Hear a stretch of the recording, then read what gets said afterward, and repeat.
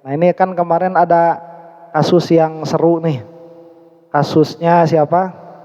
Kasusnya Gus Miftah.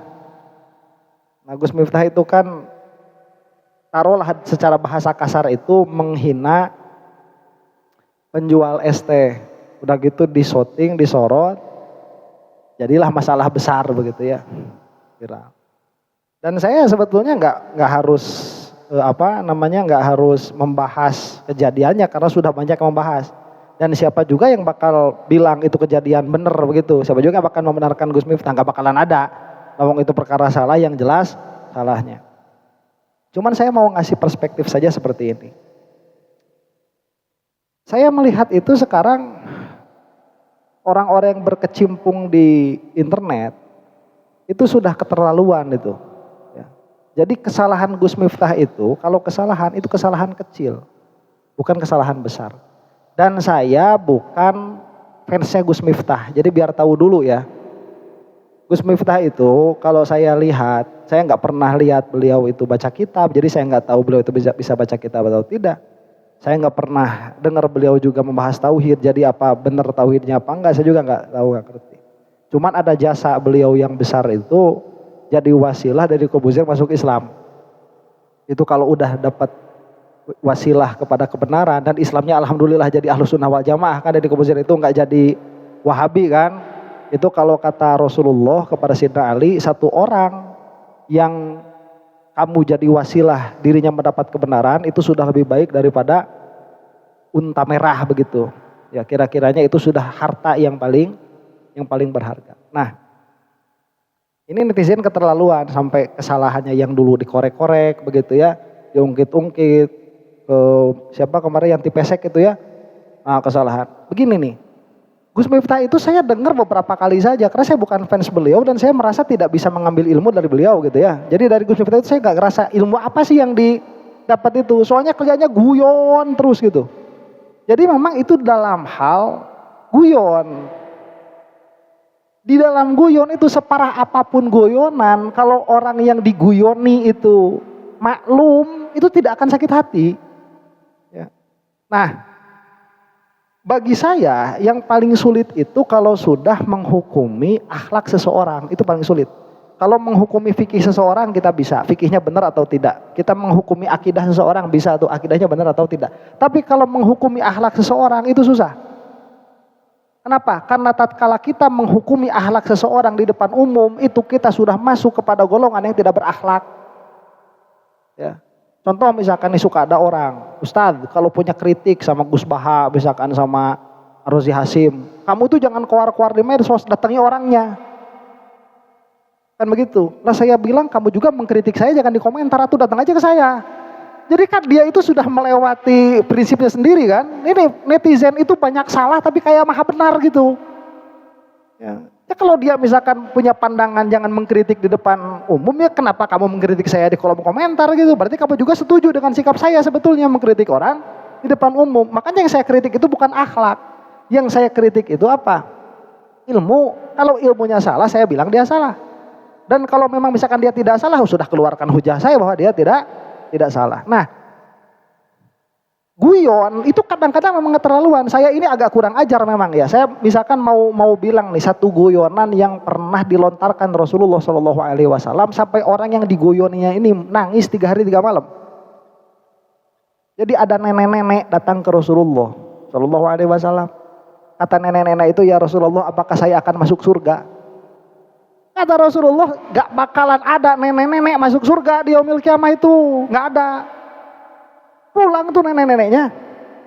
Pas pulang, Rasulullah pulang ke rumah, Siti Aisyah lagi nangis. Kata Rasulullah, Aisyah kenapa kamu nangis? Tadi saya dengar perkataan engkau ya Rasulullah. Apa? Bahwa nenek-nenek gak bakalan masuk surga. Nah, kamu kan masih muda, kenapa nangis? Ya tapi kan saya juga kalau panjang umur bakal tua. Penting saya mati sekarang aja masuk surga. Kata Rasulullah, bukan begitu maksudnya. Maksudnya itu kalau masuk surga semuanya jadi muda lagi. Ternyata Rasulullah itu disusul sama orang lain. Itu ada nenek-nenek, si nenek itu nangis 3 hari 3 malam. Karena gak mendengar penjelasan Rasulullah. Akhirnya dijelaskan sama Rasulullah. Si nenek-neneknya gak jadi nangis. Coba Maksud saya gimana ya? Maksud saya begini. Gus Miftah itu tukang guyon. Memang di dalam ceramahnya pun saya pun gak setuju itu disebut ceramah, enggak. Ya, cuman ya bagaimana lagi, udah dinamai ceramah begitu ya, udah dinamai tholabul ilmi. Padahal kalau buat saya itu bukan tholabul ilmi, bukan mencari ilmu. Mencari ilmu itu ya buka kitab, ada babnya, ada temanya begitu. Ya, ada tadrij, naik orang belum cocok ngaji fikih ya jangan dulu ngaji fikih, yang ngaji tauhid dulu, tauhid sudah selesai baru ke fikih, fikih udah selesai baru ke tasawuf. Itu baru taklim namanya. Cuman udah keterlaluan orang-orang itu di dalam mengkritik Gus Miftah itu. Sampai ada orang itu muterin videonya Yati Pesek terus sampai nangis-nangis di depan kamera. Nah, ngapain di kamera kalau mau nangis itu? Ya. Mau nangis itu. Saya sakit hati enggak? Ya, saya mah enggak sakit hati lah, bukan saya yang dihinanya kok. Cuman kalau memposisikan diri sama orang yang penjual es teh itu, mungkin saya juga bakal sakit hati. Mungkin, saya nggak tahu. Ya. Cuman kalau emang udah tahu itu tempatnya guyon, ya persiapkan mental begitu. Buat diguyoni. Dan kejadian memarahi tukang dagang tatkala sedang ceramah, ini bukan kejadian Gus Miftah doang. Yang lain pun banyak. Kadang-kadang kita juga melihat ini orang lagi pidato atau tukang es teh jangan dulu jualan, diam dulu. Ya, ini lagi ceramah es teh, gak keganggu gimana tuh? Ya, makanya yang tukang es tehnya namanya juga jualan. Kadang-kadang gak tahu adab juga. Ya, Rasulullah SAW itu tatkala sedang di masjid ada orang Badui masuk masjid, pipis di masjid. Mau pipis nih, lihat ke pojok, di pojokan pipis dalam masjid tuh. Sayyidina Umar itu udah bawa pedang. Ini menghinakan ajaran Islam. Kata Rasulullah, jangan ditebas. Udah kan tinggal disiram aja selesai. Ya Rasulullah. Sayyidina Umar ya dulu kalau kata Rasulullah gimana? Habis tuh orang Badui.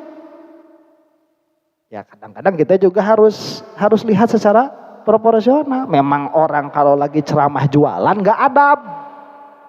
Tapi bisa disalahkan. Ya kalau kita mau ikut Rasulullah ya jangan disalahin. Yang salah siapa? Panitianya. Gak melarang cik atau panitia teh ya. Tugasnya teh apa? Ada orang kok lagi ceramah, orang berdiri bawa es teh, berdiri es teh. Apa gak sopan itu? Emang orangnya ya kalau tahu ada gak bakalan itu. Ya panitia nak tuh cik betot. Ya, atau bilang selama pengajian jangan berjualan dahulu begitu. Ada yang jualan tegur. Itu bukan kejadian Gus Miftah. Gus Ikdam kemarin sempat marah juga. Ya, begitu. Nah, makanya jangan melihat sesuatu dari perkara kita suka sama nggak suka. Karena kesalahan Gus Miftah ini kecil kalau dibandingkan sama kesalahan Wahabi. Kalau dibandingkan ya pasti ada bandingan yang lebih jelek. Ya, Wahabi ini udah tolol. Bikin orang bisa jadi mujasimah ahlul bid'ah. Ya, terus yang kita bahas kemarin kayak si Jangkiri Channel bisa bikin orang murtad, si Guru Gembul, si Kumaila bisa bikin orang murtad itu nggak ada seberapanya. Cuman orang itu kalau misalkan dari awal sudah melihat dengan suka dan tidak suka, itu pasti keluar perkara tidak suka. Dan saya bukan fansnya Gus Miftah, sekali lagi bukan. Saya pun tidak membenarkan, cuman ini udah keterlaluan. Satu kesalahan kecil menghancurkan seseorang sedemikian rupa itu tidak adil begitu. Ya, gak adil. Oh kan Ustadz banyak kesalahannya. Iya kesalahannya kan di atas panggung. Ya itu tadi saya baca itu ada apa? Ada sufi dan itu berkata seperti ini. Ya. Wallahi an ulqillaha bijami'il maksiyati ahabbu ilayya min an alqahu bitasannu'i. Demi Allah kata dia itu, saya ini lebih mudah bagi saya menghadap Allah tatkala mati dengan membawa seluruh maksiat yang pernah dilaksanakan.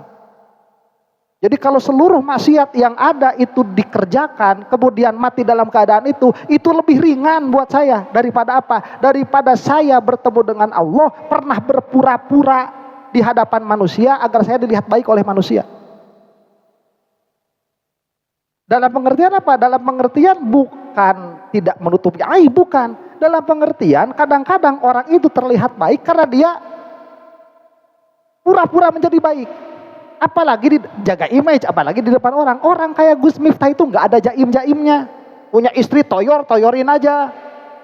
Dan itu guyon. Ada orang tahu di kamera, goblok aja. Nggak ada tasodno. Nggak ada jaga image. Cari orang kayak gitu udah susah, ya, udah sulit. Bener nggak orangnya? Saya nggak bilang bener. Cuman dalam menghakimi itu hati-hati. Lawang kita ini dipandang baik sama orang, cuman karena hijab dari Allah Subhanahu Wa Taala, begitu. Jadi kalau menurut saya ya, ini mah menurut saya. Kalau menurut saya, tadinya saya nggak mau bahas. Cuman kalau menurut saya begini, ini udah jadi berkah buat tukang esnya, duitnya jadi banyak. Kalau nggak digoblokin sama Gus Miftah itu, ya tetap jualan. Oh, ya harusnya berterima kasih, jadi wasilah kan. Man layaskurinnas layaskurillah itu harusnya berterima. Kita juga netizen berarti harusnya berterima kasih. Gus Miftah juga udah punya pelajaran kok. Cuma kalau emang orang udah dari dasarnya tukang guyon ya begitu. Guyon berlebihan tidak? Guyon berlebihan atau tidak nanti dilihatnya dari kacamata syariat. Kalau udah bawa-bawa ibu, nah itu berlebihan tuh.